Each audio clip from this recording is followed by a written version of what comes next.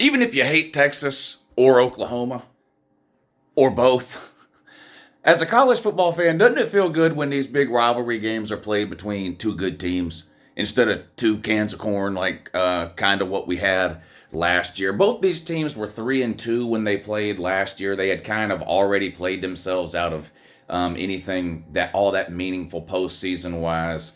The game ended up being 49-0 Texas, and while I'm sure the Texas fans enjoyed that, and I don't blame them, the rest of the college football world looks at that with disappointment. Really, as a college football fan, when I watch these big rivalry games, I love it when both teams are good, and I love it when we get a good competitive game. I mean that's what you live for as a college football fan is these huge rivalry games, or part of what we live for. There's a lot to love about college football, but these big rivalry games are up near the top of the list. And we're getting that this year. These are two legitimately good teams. I mean, I don't think anybody is denying Texas is a good team at this point.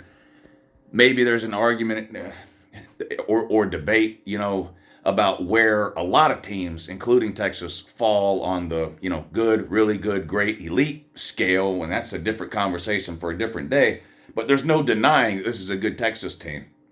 And like I said, I think everybody kind of knows that at this point in the season.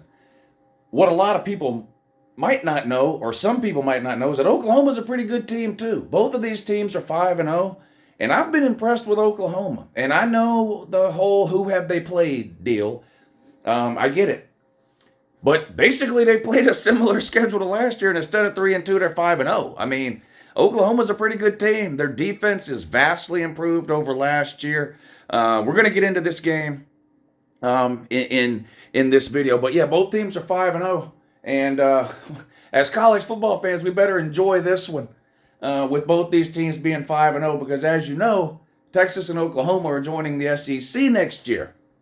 So unless this game is going to be played extremely early in the season, the chances of these two teams meeting again undefeated is not very high, is it? We'll see you next year on that, Texas and Oklahoma, man. But I'm halfway kidding, of course. But Texas and Oklahoma are going to do fine in the SEC. But I'm excited about this one. Like I said, Florida State Miami is another one that's kind of been a game you almost didn't even have to pay attention to, the Florida State Miami game the last few years. That's going to be a big one again this year.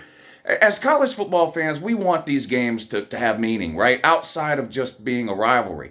Rivalry games always have meaning to some degree in the world of college football, especially to the two fan bases involved. Let's be honest. Texas and Oklahoma could each be 0-5. This would still be a huge game to the Texas fans and the Oklahoma fans.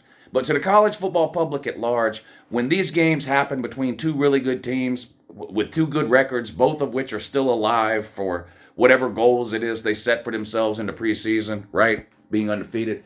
This is what it's all about. This is going to be a great game. This game, of course, is played every year at the Texas State Fair, neutral site game between Texas and Oklahoma. And like I mentioned, last year was an absolute beatdown by the Texas Longhorns over the Oklahoma Sooners. The Oklahoma Sooners, who really have dominated this series over the last decade at least, winning the majority of games against Texas. Texas made up for a lot of those losses last year, though, with that 49-0 win. But this game comes on noon on Saturday. Texas is favored by just under a touchdown at 6.5. I've been impressed with both of these teams. Now, obviously, I think Texas has been tested a little more than Oklahoma. That doesn't mean that in and of itself, though, and this is something I don't...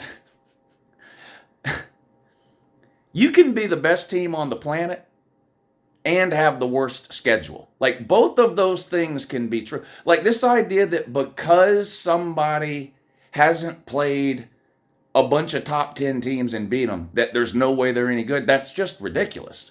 The schedule falls the way it falls. You're good, bad, somewhere in between, whatever, regardless of who you play, right? Now, it just so happens that Texas has had an opportunity on the road at Alabama to prove to anybody that doubted whether Texas was any good or not. Texas had that game to prove. Yet, yes, we are good. See, we went on the road and beat Alabama. Oklahoma hasn't had that opportunity in the big game yet this season. That doesn't mean that Oklahoma's not good. Have you watched Oklahoma play? They are night and day difference from last year. They are way ahead of where they were at last year, particularly on the defensive side of the ball. Let's be honest, Oklahoma's defense last year was atrocious. It sent up a bunch of red flags for me that Oklahoma's defense was that bad last year under Brent Venables. I know it was his first year there. I know he didn't have all the players that he wanted there. But you bring someone in specifically to fix the defensive side of the ball. I did expect some improvement on the defensive side of the ball last year for Oklahoma, and we didn't get it. And so it worried me a little bit heading into this year. All those worries have been eased at this point. Oklahoma has played really, really good on both sides of the ball. They've got a top 10 offense in almost any category, top 10 defense in almost any category. They're really good on both sides of the ball. Texas, I feel like we know more about the game at Alabama, right? And I just feel like Texas has gotten more attention this season than Oklahoma. Oklahoma's been kind of flying under the radar. They weren't even ranked in some preseason rankings, and they've been slowly working their way up. Now, I've been higher on Oklahoma than either the AP or the coaches poll every single week since the preseason rankings. And right now, I've got Oklahoma all the way up at number 10. So I am a buyer in Oklahoma this year. I am a believer in Oklahoma this year. I think they are a legitimate threat to win the Big 12. The playoffs may be a step too far. I don't know that for sure. That's kind of the feeling I get when I look at Oklahoma. And look, I know that people get upset when you say that you think a team might not make the playoffs. Listen, there's 135 teams playing college football. 4 of them can make the playoffs. There are way more than 4 good teams in a given year. It's very hard to make the 4-team playoff. And of course, Oklahoma can still make the play. Any undefeated team or one-loss team can still make the college football playoff. I don't know if I feel that way about Oklahoma just yet. Now, if they go out and win this game against Texas, I think I'll have to recalculate my expectations. And again, I'm already extremely high on Oklahoma. I'm high on everybody in the top 10, or they wouldn't be in the top 10. But only 4 teams can make the playoffs, like I said. If Oklahoma can go beat Texas, maybe I'll be even higher. Texas, on the other hand, was one of my preseason predictions to make the college football playoff. I've got them at number 3. Impressive win on the road at Alabama. And in every other game, they've handled their business. They took care of Kansas this past weekend, which was a ranked team. Now, Kansas was playing without their quarterback, Jalen Daniels, who is about 90% of what Kansas does. So, that was disappointing from just a college football fan perspective. When you watch a game like that, you want both teams to have their best players. And unfortunately, the quarterback for Kansas wasn't able to go. But that's not Texas' fault. And they went out and they handled business 40-14, I think the score was. About the only thing you really can point to Texas at as any type of concern at all was that Wyoming game. Now, they won the Wyoming game 31-10, but they were tied 10-10 in the fourth quarter. So, you can sort of chalk that up to a bunch of different kinds of things. I believe that was right after the Alabama game, if I'm not mistaken, so maybe a little bit of an early hangover there. Maybe you look past the Wyoming on the schedule a little. You show up, you sleepwalk through the first half.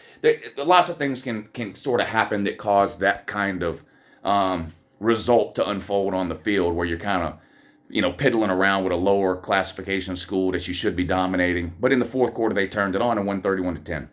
Oklahoma, on the other hand, like we mentioned earlier, hasn't really been tested at all.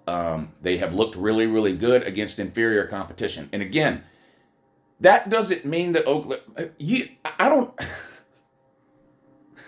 You can tell when I start to get frustrated, because like that.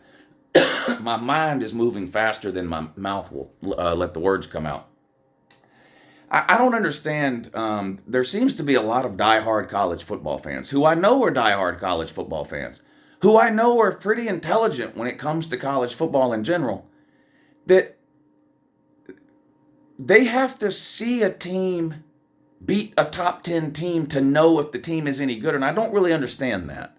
I don't really understand that kind of mindset and philosophy. I mean, I can't you...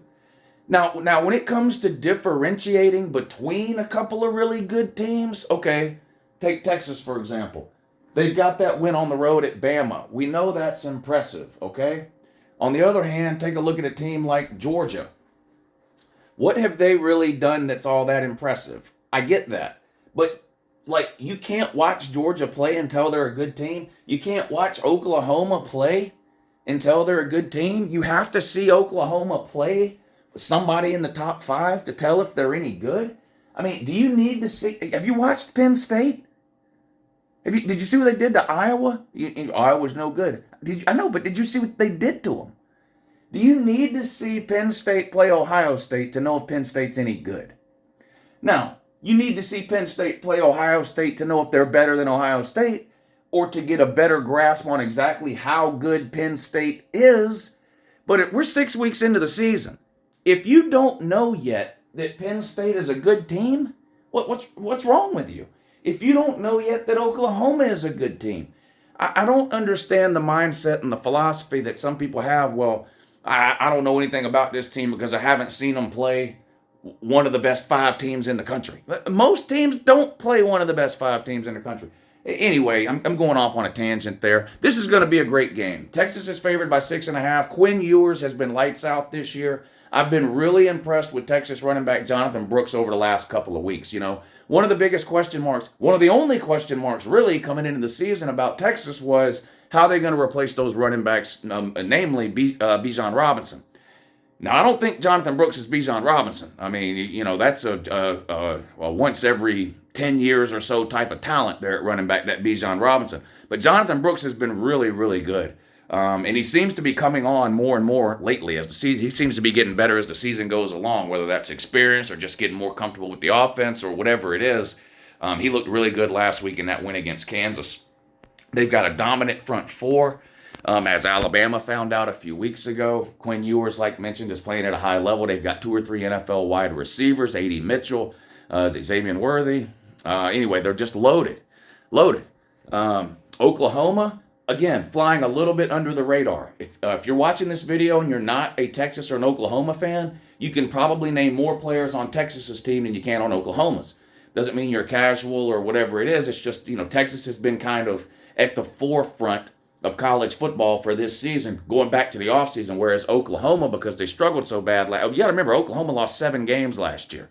Not a lot of people talked about them in the offseason in terms of top 10, Big 12 titles, playoff chances, stuff like that after coming off a 7-loss season. Now, Texas lost 5 games last year, which isn't much better, but it's a little bit better. And when they played head-to-head, it was 49-0 worth of better. But anyway, these two teams combined aren't. So Oklahoma lost 7, Texas lost 5 last year. These two teams combined aren't going to lose 5 games this year. And we might see this game twice. Isn't it kind of strange? We've only seen Texas and Oklahoma meet in the Big 12 title game since they started redoing it here in the last 10 years or so, one time. You would have thought, when you looked at the makeup of the Big 12, like, well, I guess we're going to see Texas and Oklahoma play twice every year. Well, not only did we not see it every year, we've only seen it once, but we may see it again this year. Oklahoma, better than people thought. Texas Tech, not nearly as good as people thought. Baylor doesn't even matter. Kansas State, maybe still a threat. We'll have to see how they do. West Virginia at 4-1. I'm still not all the way bought in on them. It looks right now like we're going to see Texas and Oklahoma twice. So does that mean this game in the regular season doesn't matter? No, it's a rivalry game. Trust me, it matters. Both of these teams and both of these fan bases want this game real bad. Now, given the choice, if you had a time machine and you could travel forward and know for certain that these two teams were going to play again, yeah, Texas would go, okay, we'd rather lose the regular season game and win the rematch in the Big 12 title game. Oklahoma would say the same thing, right? Because what you really want to do, the goal really, if you're a playoff caliber type team, is to win your conference championship with 1 or less losses. Not to win a game in week 6 against Oklahoma or against Texas. Now, ideally, you want to just win them both. But just saying, just making that point there. If we see this game twice, what that could mean for the playoffs in the future. Dylan Gabriel at quarterback, a defense playing really, really good for Brent Venables. This will be Oklahoma's biggest test of the season by far. Will this be Texas' biggest test of the season? I'm not sure. I've got Oklahoma at 10. I think I've got Bama around 12 or so. If Alabama and Oklahoma, well, let me ask y'all, if Alabama and Oklahoma played on a neutral field tomorrow, who would you pick? So I'm not sure if this is going to be tougher for Texas in the Bama game or not. We'll see. I think, anyway, Texas has been tested, Oklahoma hasn't. I've been leaning Texas in this game going all the way back to the offseason. When I do my preseason prediction videos, I go, I do like a bunch of them. I go team by team, and I go through the schedule, and I pick a winner and a loser for every single week. I've been picking Texas to beat Oklahoma since all the way back in the offseason. Sunday, when I first started thinking about this game, leaning Texas. When I did the call-in show last night, I was leaning Texas, and I said, if somebody wants to call in, somebody call in. Tell me, why should I change my mind? Tell me why I should pick Oklahoma here. I've been leaning Texas. I think it's going to be a good game. I'm leaning Texas. Somebody talked me out of it. Somebody told me why I should go with Oklahoma. Nobody really could do it. I'm going to go with my gut and take Texas here. Not an insult at Oklahoma. I think I've made it very clear in this video how high I am on Oklahoma. I will still get a bunch of comments in the comment section telling me I just hate Oklahoma. That's how it goes for basic bitches who really can't talk college football or don't understand it. So well, if this guy doesn't pick my team, he just hates my team. Yeah, and I just love Texas. I just love Texas. I am going to take Texas to win and cover. They're a 6.5 point favorite. Like I said, as a college football fan, I am hoping for a great game here. I don't think we're going to see anything like what we saw last year. I think this is going to be a close, competitive game into the second half, possibly even into the fourth quarter. I like Texas' quarterback situation a little bit more than Oklahoma's. Not a shot at Dylan Gabriel. Again, somebody's always better than the other. Doesn't mean the other is bad. I don't think Dylan Gabriel's bad. I also like Texas' running back situation the last couple of weeks. The wide receivers, I'm curious to see. Oklahoma's defense has played well this year. They haven't played anything like they're going to get from Texas this week. That Oklahoma defense will be seriously tested for really the first time this season.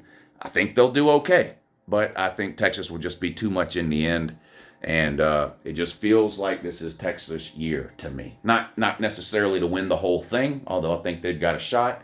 Like I said, Texas was one of my preseason picks to make the 4-team playoff. My 4 picks in the preseason to make the playoffs were Texas, Southern Cal, Michigan, and Georgia.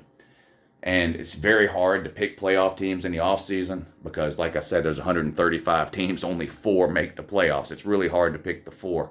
But we're headed into week 6, and my 4 picks for the playoffs have a total of 0 losses. So, I'm no more or less confident in my playoff picks now than I was when I made them in the offseason. Obviously, there are teams that have looked better than Georgia and Southern Cal, and there's even been weeks where teams have looked better than Texas and Michigan, I've got Michigan at number 1. I've got Georgia at 8. But I'm not going to change my playoff picks when they're undefeated. If they start losing some games, I'll have to say, well, guess I was wrong there. But as long as the playoff picks are undefeated, I'll ride with them. I think Texas stays undefeated through this week. And here's the thing. If Texas does win this game, what game are they losing? Can someone tell me? I'd be real curious to know. If Texas loses this, or wins this game, if Texas wins this game, where's the loss on the schedule? It feels like if Texas wins this game, they're cruising to the Big 12 title game at 12-0. That's what it feels like to me. So we'll see how Texas handles the pressure. They have obviously let a lot of people down massively over the last decade or so. Kind of famously, haven't won the Big 12 since, 2009 or 10, something like that. But they sure do seem like a huge favorite to win it right now. Maybe Oklahoma has something to say about it this weekend. I think it's going to be a great game, but I'm going to take the Longhorns late to 6.5. Have a great day.